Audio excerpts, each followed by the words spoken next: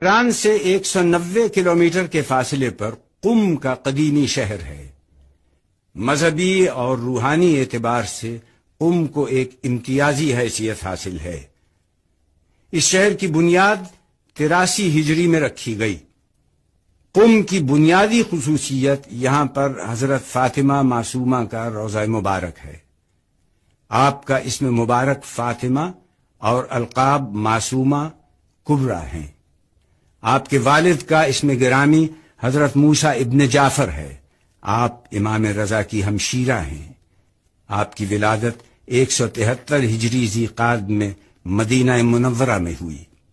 امام رضا کے شہر مرو کے سفر کے 1 سال بعد 200 ہجری میں آپ اپنے بھائیوں کے ہمراہ امام رضا کے دیدار کے قصد سے عازم سفر ہوئیں۔ راستے میں ساوا پہنچیں۔ ایک گروہ نے آپ کے قافلے پر حملہ کر دیا، جس کے نتیجے میں آپ کے بہت سے ہمراہی شہید ہو گئے۔ اس کیفیت غم کی شدت سے آپ مریض ہو گئیں۔